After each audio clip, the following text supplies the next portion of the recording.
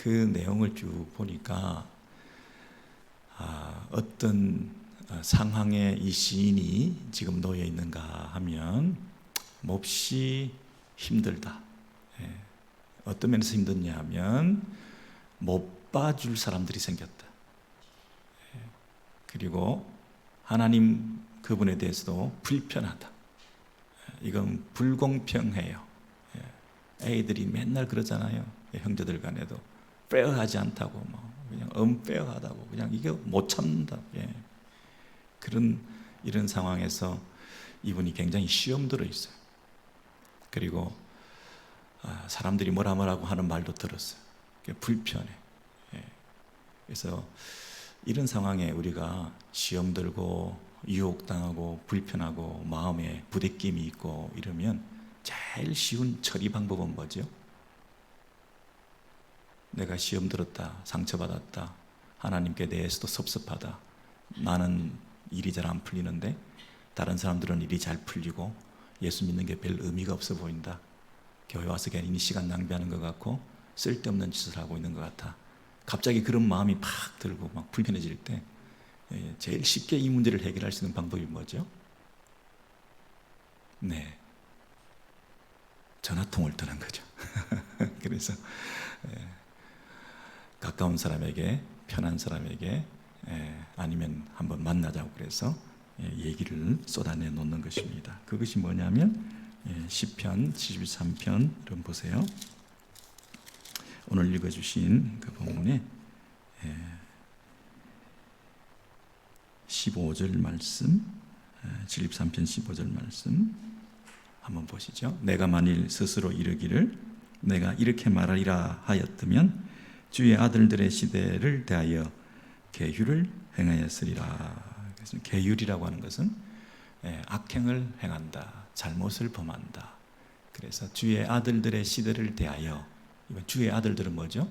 주의 백성들, 교회에 있는 사람들, 다음 세대들, 우리 이 공동체 안에 있는 모든 이런 시대에, 이 제너레이션에 있는 이런 상황에서 그들에게 내가 이렇게 말하리라 하였다면, 말하리라 하였다면 그랬으니까 말하지 않았다는 거죠.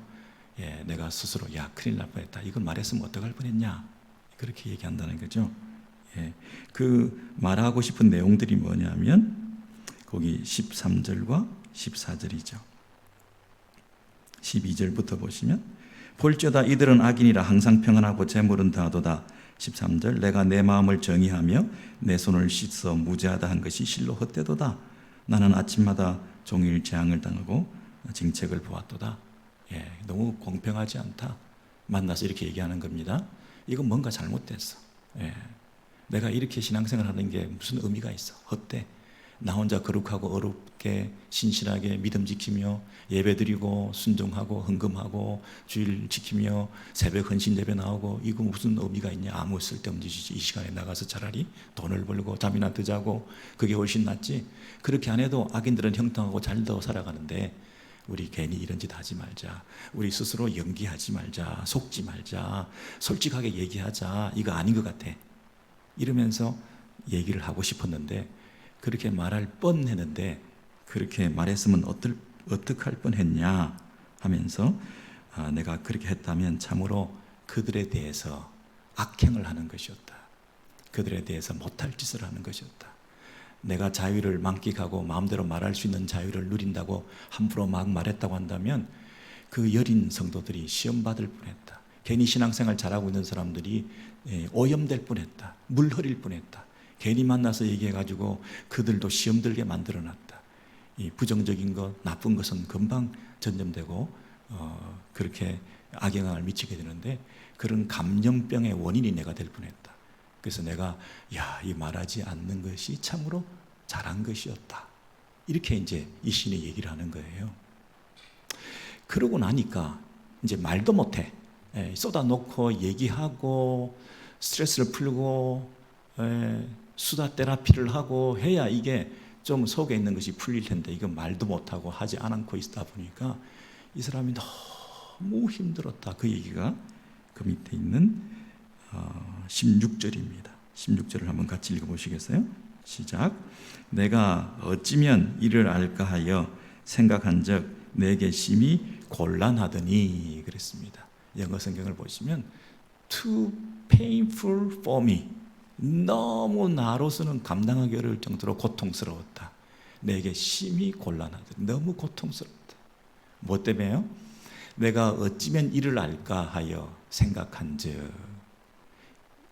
이 문제가 왜 생겼는지, 왜 내가 이 지경인지, 세상은 왜 이렇게 돌아가는지, 하나님은 뭐 하시는지, 나한테 왜 이런 일이 일어났는지, 이런 부분에 대해서 의문, 신학적 난제, 살아계시면 하나님이 어떻게 우리를 이렇게 내버려 두실 수 있냐, 신앙생활의 참된 의미가 뭔가 하는 그런 데 대해서 생각을 이렇게 해보니까 머리가 터질 것 같아요. 도저히 이해가 안 돼. 내가 어찌면 이를 알까 하여 아무리 생각해봐도 더 고통스럽다. 자, 하나님에 대해서도 막혀 있죠. 사람들에 대해서도 막혀 있으니 이건 뭐 나는 말도 못하고 혼자서 끙끙 앓으면서 이거 어떻게 하면 좋냐. 너무 고통스럽다. 이게 우리의 영적 성장통이라 그럴까요? 그냥 뭐 교회 안 나가기로 해버리고 그냥 하나님은 없다 그래버리면 참 편할 텐데, 예수쟁이들 괜히 그 헛일 하는 거야. 나도 해봤어. 나도 뭐 한두 번 다녀봤나. 나도 교회 와서 뭐 직분도 받고 뭐 다 해봤는데 아무것도 아니야 그거 하면서 그냥 불신자처럼 그냥 종교인처럼 왔다 갔다 하면서 얼마든지 그렇게 연기하면서 살 수도 있었는데, 왜냐하면 소속감은 필요하고 친구들은 좋고 그러니 교회는 버릴 수가 없고 비즈니스상 도움도 되고 하니까 교회는 왔다 갔다 해야 되겠는데, 이민사회에서. 그런데 진짜 해결은 안 됐고 문제도 없고 문제가 해결되는 것도 아니고, 그리고 교회 와서는 함부로 말도 못하게 하고, 그러니 이거 뭐 내가 더 고통스러운 거죠, 영적으로는. 이런 상태에서 어떻게 하면 이제 그 다음 단계로 넘어갈 수가 있겠는가. 이 시인이 그 얘기를 하는 거거든요. 이 시인이 우리가 똑같은 사람이에요. 아사벳이라 그랬는데 조금 영적인 면에서 리더십을 가진 사람이긴 하겠죠. 더 공동체를 생각하고 연약한 성도들을 배려하면서 말을 조심하고 했던 그런 성숙한 분이긴 하겠지만, 똑같이 우리와 같은 성정을 가지고 눈에 보이지 않는 하나님 때문에 힘들어했던, 경건하게 사는 것이 너무 고통스러웠던, 이 불신의 세상 가운데서 신앙인으로 산다고 하는 것이 너무나 힘들었던, 이 세상의 문화가 판을 치는 가운데서 경건하고 거룩하게 진리의 말씀을 순종하고 산다는 것이 참으로 힘들었던, 이 악행이 난무하는 세상 가운데서 부조리와 불의가 가득한 세상에서 어렵게 비즈니스 한다는 것이 너무 힘들어서 먹고 살기 힘들다고 고통스러워했던, 우리와 똑같은 사람들 아닙니까? 근데 이분이 당하는 이 영적 성장통을 우리는 과연 가지고 있는가? 이 16절이 있어야, 15절 다음에 16절이 있어야 그 다음 17절로 넘어가는 건데, 우리는 16절 없어요. 그냥 고통스럽고 힘든 일이 있으면 다 쏟아내놓고 그냥 혼자 자체 방황하고 하나님한테 원망하고, 그러다 보니 늘 그 제자리 걸음하고 있는 거예요. 신앙생활이 똑같아. 수십 년 전이나 지금이나 교회는 똑같이 다녔는데 나는 잘하지 못했어. 맨날 어린아이 같은 소리를 하고 있는 거예요. 맨날 애기들 같은 영적 유아 상태에 머물러 있는 거예요. 어떻게 하면 17절로 넘어갈 수 있느냐? 16절이 있어야 되는 거예요. 많이 생각해 보셔요. 말도 못하고 하나님 왜 이러십니까? 기도도 해보시고. Too painful for me. 너무 고통스러워. 이 문제를 해결하지 못해서 영적으로 내가 굉장히 힘듭니다. 이 배수진을 쳐야 그 다음에 위로 올라갈 수 있다 그랬죠. 우리가 한없이 미끄러질 뻔했는데 이 시인이 뭐라고 그랬죠? 내가 미끄러질 뻔했다. 실족할 뻔했다. 신앙생활은 등산과 같아. 올라가면서 정상을 정복해야 된다. 그런데 우리가 유혹당하고 시험당해서 미끄러질 뻔했다. 근데 안 미끄러진 것은 마지막 이 밑에 발판을 구축했다는 거예요. 더 이상 미끄러질 수는 없다. 내가 더 이상 이 얘기를 얘기할 수는 없다. 다른 사람에 대해서 감염시킬 수는 없다 하는 그 배수진을 치고 나면 하나님에 대한 물음에 대한 회의가 계속되고 있지만, 그래서 너무 고통스럽긴 하지만 발판이 구축됐기 때문에 더 이상 미끄러지진 않는다는 거예요. 다른 사람하고 얘기를 하기 시작하면 더 미끄러진다는 거예요. 함께 미끄러진다는 거예요. 그래서 발판을 구축하고 이제 진통하고 있지만, 그러나 다시 올라갈 수 있는 가능성이 있는 거죠. 그래서 17절로 이제 올라갑니다. 17절 올려주시죠. 내가 하나님의 성소에 들어갈 때야 저희 결국을 내가 깨달았나이다. 17절 한번 보여주시죠. 여러분, 하나님의 성소에 들어가기 전까지는 내가 깨닫지 못했다. 내가 결국을 알지 못했다. 근데 하나님 성소에 들어갔을 때 내가 깨달음이 있었다. 그렇게 얘기를 하죠. 여러분, 성소 그러면 하나님이 계시는 거룩한 임재의 처소입니다. 세상과 구별된 곳입니다. 그 성소 그러면 우리가 뭘 생각하냐면 분위기. 야, 성소에 들어가니까 벌써 느낌이 달라. 우리는 어떤 기분 전환을 위해서 주말에 바닷가에 가거나 또는 술집에 가거나, 불신자들이 뭔가 한 주 동안 고생했는데 주말에 한번 우리가 스트레스를 풀거나 하는 그런 차원에서 장소의 변화를 가질 필요가 있죠. 근데 그것만 해도 굉장한 위로가 되죠. 주말에 바닷가에 한번 갔다 오는 거, 주말에 친구들과 바에 가서 한잔하고 오는 거, 스포츠를 관람하는 거, 굉장한 위로가 되죠. 기분 전환이 되죠. 종교적으로 성소에 갔더니 갑자기 경건한 분위기로 마음에 평화가 찾아왔다. 나쁘지 않죠. 근데 이 시인은 성소에 가서 그런 분위기를 느꼈다. 어떤 종교가 인민의 아편이다. 마약적인 이런 진통 효과를 가지기 위해서 너무 페인풀했는데 잠시 진정 효과를 얻기 위해서 성소에 가서 그 경건한 분위기 속에서 뭔가 마음의 심리적인 안정을 찾았다. 그래서 종교가 필요했다. 성소가 필요했다. 그렇게 말하고 있지 않습니다. 깨달음. 성소에 가서 분위기가 좋았다. 잠시 진정 효과가 있었다. 위로가 되었다. 그 찬양이. 기도가 너무 격정적이고 감격적이어서 뜨거워서 마음에 카타르시스가 있었다.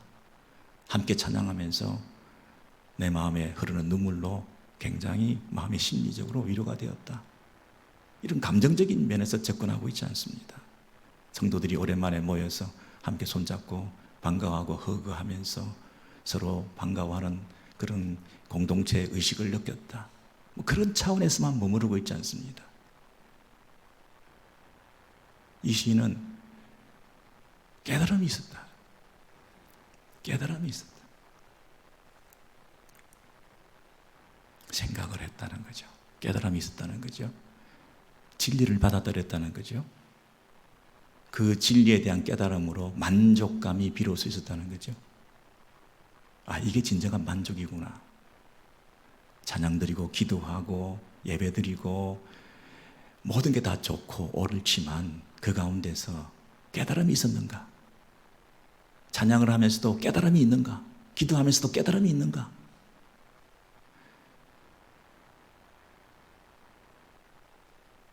올겐의 화려한 선율로 마음의 위로가 되었다. 스테인드 글래스의 그 화려한 빛이 주는 위로가 있었다. 그런 분위기 다 좋지만 그 가운데서 깨달음이 있는가? 주의 음성을 들었는가? 내 생각이 바뀌었는가? 이것이 이 시인에게 있어서 큰 위로가 되었다는 거죠. 여러분, 깨달음이 없이 그 분위기에 위로가 되어서 잠시 진정 효과를 누리고 진통제를 복용한 다음에 잠시 페인풀했던 그 어떤 상처와 고통의 문제를 잠시 잊고 또 성소를 벗어나서 집에 갔다가 여전히 통증은 남아있기 때문에 다시 성소에 가야 되는 이 일을 반복하는 신앙생활을 혹시 아닌가? 아니면 이 시인처럼 성소에 왔다가 그 고통의 근본 원인에 대한 깨달음을 가지고 집에 가서 시를 썼는가? 이 시편이 왜 생겼겠어요? 그 깨달음에 대한 글을 썼는가? 그 깨달음에 대해서 내가 쓴 이 자기 고백이 있는가? 그래서 또 새로운 성소에 와서 새로운 깨달음을 또 얻고 더 깊은 깨달음을 얻고 또 집에 와서 더 깊은 글을 썼는가? 이 반복이 신앙생활의 영적 성장의 도약판으로 자라고 있는 우리의 모습의 표징일 텐데, 글도 하나 남긴 것도 없고 간증도 하나 또 남기는 것도 없이 그저 매주 우리가 자주 와서 이곳에서 진통제만 복역하고 왔다 갔다 하고 있는 건 아닌가, 제자리 걸음하면서. 이 시는 첫 번째, 내가 깨달았나이다 했다는 얘기는 자신이 그동안 깨닫지 못하고 있는 부분이 있다는 것을 인정한 것이죠. 내가 모든 것을 잘 보고 있고 이것은 불편한 마음이고 이것은 불공평하다라고 내가 판단하고 결정하고 그렇게 내가 생각했는데 내 생각에 한계가 있었구나. 깨달음이 있었다는 얘기는, 성소에 들어와서 새로운 깨달음이 있었다는 얘기는 내가 그동안 깨닫지 못한 부분이 있었구나, 내가 알지 못했던 영역이 있었구나 하는 것을 인정하는 것이죠. 내가 못 보는 부분이 있었구나. 자신의 불완전성을 인정하게 된 것입니다. 그리고 진리라고 하는 것은 입방체였구나. 이 다이아몬드 하나라도 보는 각도에 따라서 빛이 다르고 광채가 다르고 아름다움이 달라 보이는데 내가 이쪽 면에서만 바라보았구나. 그런 의식을 가지게 됐겠죠. 내가 부분적인 절반의 지식을 가지고 헤매고 있었구나. 전체적으로 보지 못했던 내 영적 이 소경 상태라는 것이 분명히 있었구나. 이 부분에 대해서 깨닫게 된 것이죠. 또 한 가지는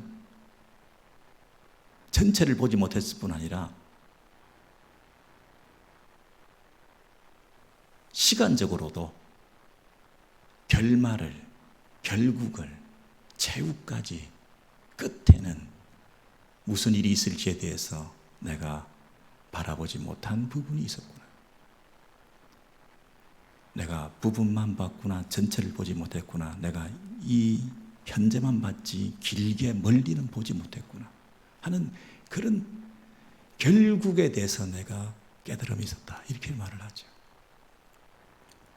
여러분, 하나님 앞에 서면 그 하나님 앞에서 우리의 부족함과 초라함과 연약함과 우리의 한계를 고백하고 그 크신 하나님 앞에서 그 크신 하나님의 지혜와 능력에 대해서 우리가 조금이라도 눈을 뜨게 되면 자신이 가지고 있었던 그런 지식의 한계에 대해서 고백하게 되죠. 내가 너무 짧게 봤습니다. 멀리 보지 못했습니다. 내가 너무 부분을 봤습니다. 한 면만 봤습니다. 여러분, 여러분의 인생 가운데 지금 이해되지 않고 있는, 내가 이 미국 땅에서 뭘 하고 있는지 모르겠다 도대체. 이 나이, 이 세월을 지나는 동안 내가 쌓아 올린 것이 아무것도 없다. 모래 쓴 것 같았다. 남들과 비교해서 정말 나는 이거 헛짓한 거다. 괜히 교회 나왔다. 차라리 교회를 안 나왔으면 저 불신자들처럼 더 잘 살 수 있었을 텐데. 아니, 교회 안에도 보니까 적당히 살아도 다 형통하고 떵떵거리면서 살아가는 것 같은데 나 혼자 이렇게 외톨이가 된 느낌이다. 하나님 뭡니까? 도대체 이게 뭡니까? 하는 이런 마음이 들 때 여러분께서 하나님 앞에 한번 엎드려 보십시오. 잘 이해 안 됩니다. 너무 고통스럽습니다. 그런 성장에 대한 통증을 한번 경험해 보십시오. 그리고 하나님께 주시는 메시지를 들으십시오. 여러분 인생을 향하신 하나님의 계획에 대해서 한번 눈을 떠보십시오. 그분의 소명에 대해서, 부르심에 대해서, 개인적인 나를 향하신, 나만을 위해서 하나님께서 가지신 계획에 대해서 한번 과거와 현재와 미래에 대해서 여러분의 삶을 하나님 앞에 내어놓고 그분의 은혜를 구해 보십시오. 만약에 지구상에 여러분 한 사람만 있었다 하더라도 예수는 이 땅에 오셔서 십자가에 피 흘리셨을 텐데 왜?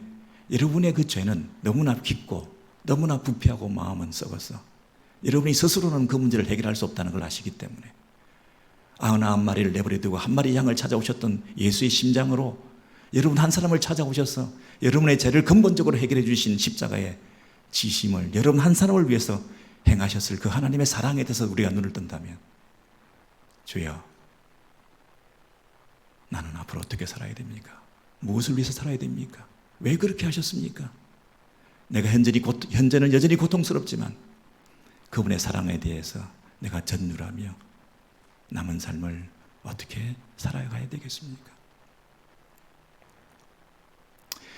여러분 야고보서 5장 한번 비춰주시면요, 야고보서 5장 9절부터 11절의 내용을 보시면 이러한 신앙의 회의를 가지고 문제가 해결되지 않아서 진통하고 있는 초대교회의 신약의 많은 성도들에게 야고보서 5장 9절에서 11절에 있는 내용을 가지고 이렇게 말하고 있습니다.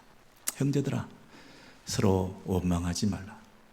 야고보서를 받아든 독자들을 초대교회에서 얼마나 고통스럽습니까? 핍박을 당하고 사자밥이 되고 하는 초대교회 상황 속에 있는 성도들에게, 흩어져 있는 성도들에게, 형제들아, 그래도 서로 원망하지 마라. 할 말이 있고 안 할 말이 있지. 입 밖에 내지 말아야 될 말이 있다. 심판자가 계신다. 심판자가 계신다. 서로 정죄하고 비난하고 심판하지 마라. 심판하실 분은 한 분이시다. 근데 그분이 가까이 지금 와 계신다. 10절입니다. 형제들아, 주의 이름으로 말한 선지자들로 고난과 오래 참음의 본을 삼아라. 여러분, 선지자, 신앙의 선배들, 이 선배들이 어떻게 인내하고 고난을 참고 우리에게 본을 보였는지를 한번 생각해 봐라. 11절입니다. 같이 읽습니다. 보라, 인내하는 자를 우리가 복되다 하나니 너희가 욥의 인내를 들었고 주께서 주신 결말을 보았거니와 주는 가장 자비하시고 긍휼히 여기시는 자신이라.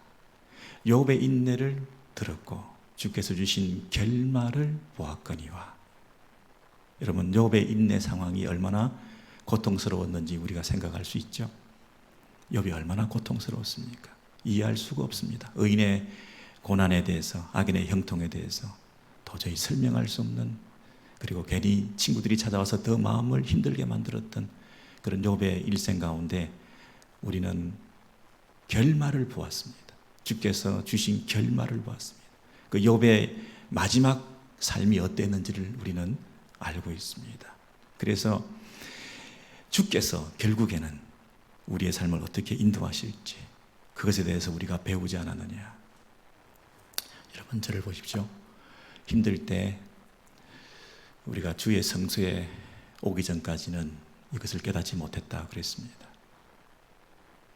우리는 주의 성소에 교회당, 신앙생활, 순모임 이런 데를 내가 편할 때, 문제가 없을 때, 형통할 때, 이럴 때 우리가 이 신앙생활을 즐겁게 열심히 하게 되고 순모임도 오게 되고 뭐 이러지 않습니까? 근데 너무나 고통스러워서 정말 힘들다 할 때 내가 성소에 들어갔다 이렇게 얘기를 하잖아요. 오히려 힘들 때, 너무 고통스러울 때, 문제가 해결이 안 될 때 성소에 들어갔더니 그동안은 하나님에 대한 섭섭한 마음이 있어서 하나님의 성소에 간다는 것을 싫어했고, 그동안 교회가 괜히 나를 불편하게 만들어서 교회 근처에 오히려 안 가려고 마음에 작정하고 얼씬도 안 했는데, 오히려 교회 갔을 때, 예배 참석했을 때 내가 깨달음을 얻었다 그렇게 말하지 않습니까? 내가 성소에 들어갔을 때 그곳에 갔더니 나보다 먼저 와 있는 사람들이 있는 거예요. 할 일 없는 사람들이 교회에 와 있는 줄 알았는데 사람들이 많이 그곳에 와서, 시간 많이 있는 사람들이 교회에 와서 놀고 있는 줄 알았는데 여전히 이곳에 많은 사람들이 와서 하나님을 섬기고 있는 거예요. 문제투성이인데, 나보다 더 가난한데, 그럼에도 불구하고 이곳에 와서 인내하고 기다리고 참고 있는 모습을 보게 된 거예요. 아, 신앙의 선배들이 있었구나. 해결이 안 된 문제 그 자체를 가지고 이곳에서 여전히 예배하고 있는 저들의 신앙이란 도대체 뭔가 하는 것에 대해서 눈을 뜨게 된 거죠. 뿐만 아니라 성경을 통해서 신앙의 선배들의 삶을 보게 된 것이죠. 아, 욥이라는 사람이 있었구나. 설교를 통해서, 메시지를 통해서, 성경 읽기를 통해서 그동안 등한히 했던 그들의 삶에 대해서 우리가 보고 배우게 된 것이고, 그들의 배후에서 역사하셨던 하나님이 어떻게 그들의 삶을 책임져 주셨는지에 대해서 배우게 된 것이죠. 단면만 보고 있던 것을 전체를 보게 된 것이죠. 현재 모습에 힘들어하고 있는 우리들에게 결말에 대해서 우리가 알게 되게 된 것이죠.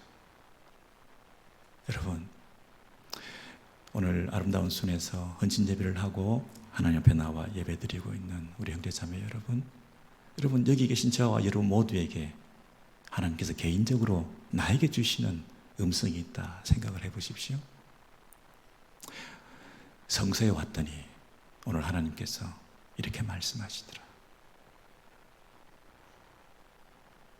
일시적인 통증의 멈춤 정도가 아니라 내 안에 찬양과 기쁨이 회복되고 일평생 인내하며 주를 섬기고 살아갈 수 있는 그 토대가 구축될 때에 이제 정상은 멀지 않았다. 영적 도약의 단계의 다음 단계로 우리를 또 불러올리실 것이다. 신앙의 이런 위대한 선배들처럼 우리도 이러한 삶을 살아내자. 나도 시를 쓰자. 집에 들어가서 글을 남기자. 우리 후계들에게 불평과 원망을 하는 말을 쏟아내놓을 것이 아니라 오히려 도전이 되는 성숙한 아름답고 은혜스러운 말들을 증거하자. 공동체 안에 많은 연약한 자들에게 내 아픔을 토로하고 불평을 토로하는 그런 대상으로 삼는 것이 아니라 그들에게 내 간증을 증거하고 함께 성장하는, 그리고 불신 세상을 향해서도 전도의 문을 열고 그들에게 이 예수를 증거하고 내가 하나님을 섬기는 이 기쁨이 있다고 간증하자. 여러분, 이러한 성숙한 단계로 도약하는 데에 우리 아름다운 순 식구들이 정말 새로운 출발을 할 수 있는 그런 은혜가 있게 되기를 소원합니다.